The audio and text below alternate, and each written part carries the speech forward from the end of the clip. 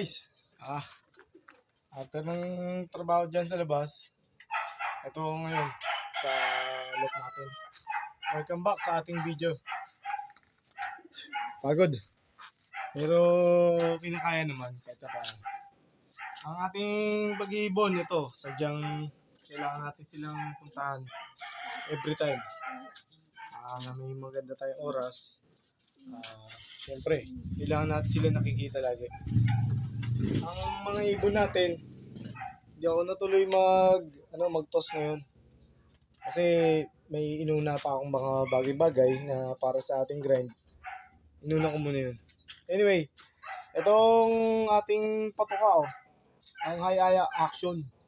Kasi hindi available yung natin ngayon, yung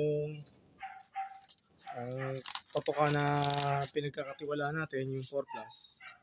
Available. Kaya ito muna bibigyan natin.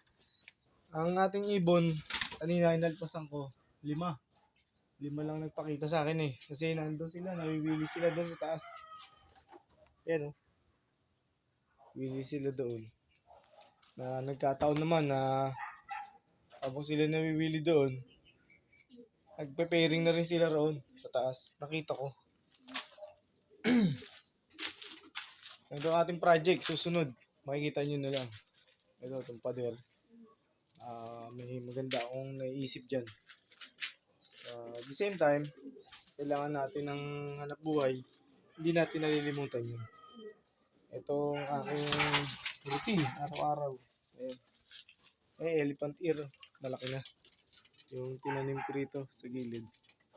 Tapos, ang ibon natin, ito naman, okay naman. Nakakita naman tayo ng magandang progress. Ayan. Ito sa taas si Jeff, ayan, nasa, ang tawag dyan? Ayan. Si Jeff na nasa viewing ng release door natin sa loop, sa pliers.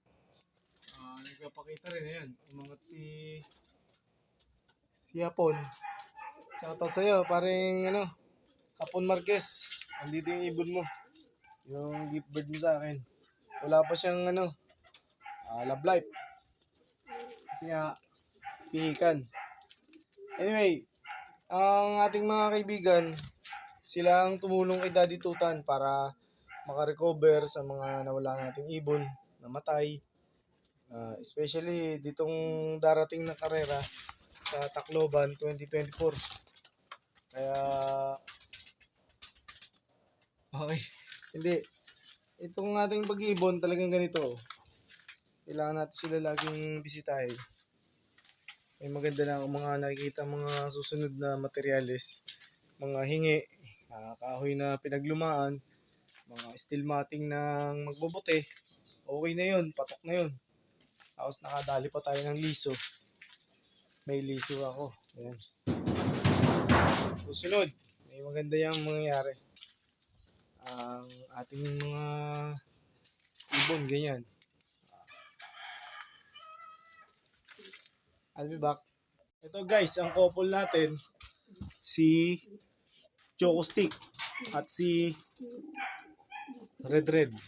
Habang ang nasa taas naman, si Totoy Guapo, saka si Hayden. Ang isang colony na kagaya ng gamit ko na breeding, ang tawag dito madalas, only breeding.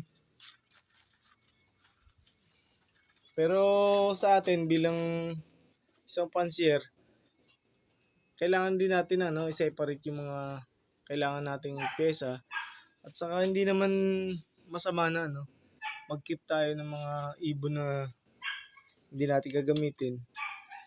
Walang problema roon. Kasi yung mga paggamit noon, minsan nagiging sitter sila, babysitter.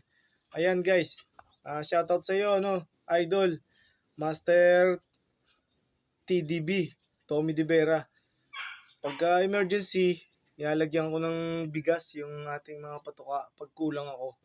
Kagaya kanina, ang binigay ko high action. Sinamahan ko na ng 1 kilong maharlika na bigas. Ayan, yan na natira. Ito ang ating ang Indonesian na singsing, si Berta. doon nasa likuran niya si si Berto. Samantalang ito, si Blunog to na si Tamira, kapatid ni Stencil. Ito, guys, ang ibon natin na si Jumbo, nasa taas siya. Samantalang nandiyan siya, itong asawa niya naman si Pulanggian dito sa taas. Ayan, si Pulanggi. Ang ating si Beautiful Girl, ang tawag ko dyan. Sa aking mga pagbabantay sa kanila, maganda naman yung naging resulta ng kanilang paglilimlim. Ito si Baba, chinek ko yung itlog niya. Sa tingin ko, may maganda namang kaganapan. Meron na pong spider web at saka namumuo na sure naman na may laman. Ayan po si Baba. Tayo po babalik din sa tindahan anytime soon. Mamaya konti. Kasi nga may trabaho rin tayo. Ayan, yan. Ito po ang panimula ko na diving board. Ang panimula kong diving board na temporary. Habang maghahanap pa ako ng may lalagay. Yung mga purchase na to, baka tanggalin ko. Yan, yung mga DIY na yan. Yan. Alam nyo na. Ata, may nakita ako. Parang bubuga na si Yan, si Choco Stick.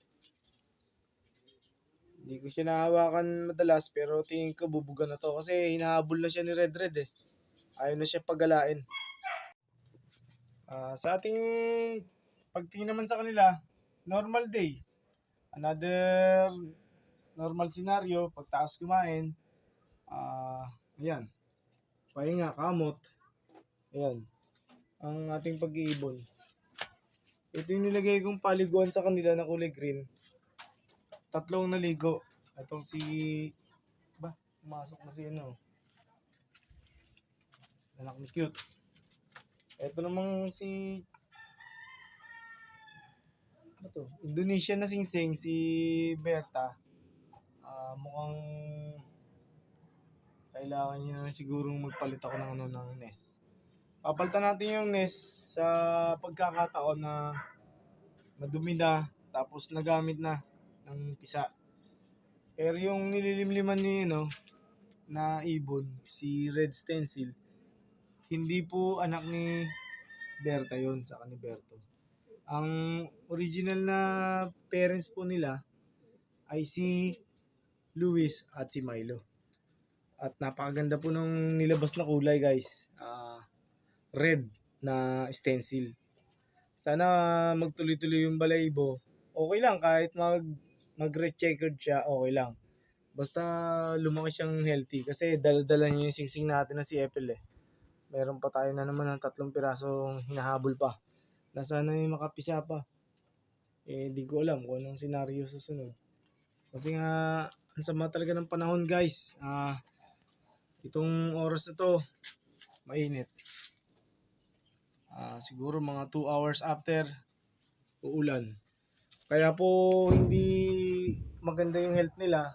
Kaya nilalagyan ko po ng alternate na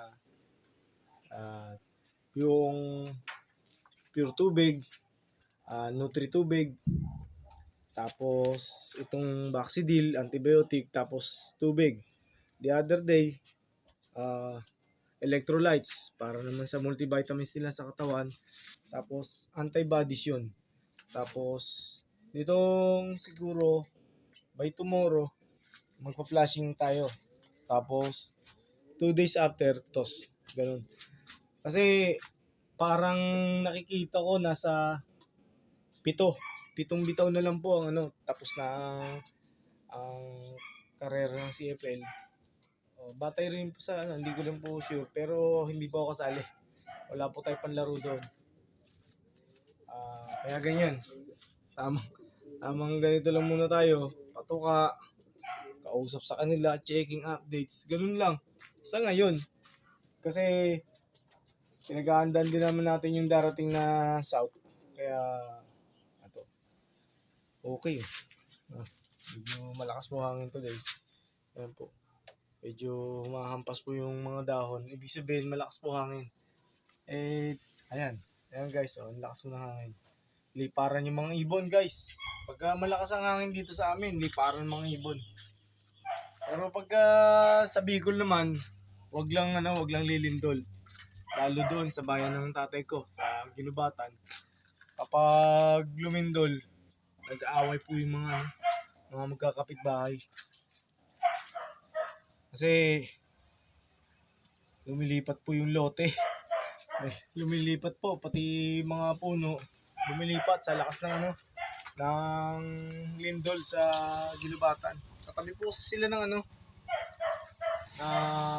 laylayan ng Mayon. Shoutout sa inyo, ang Mulyasco family, saka Mantis family dyan. Sa Ginubatan, sa Legazpi, dyan, sa Daraga. Ito, si Daddy Tutan na nagsasabi sa inyo ng mangarap lang kayo ng mangarap guys, dahil libre lang yan.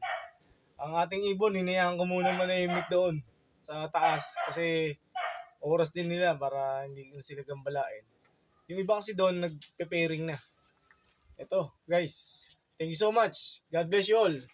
At mag-aang mata ng daddy dahil sa puyat, sa trabaho, sa grind. Thank you so much.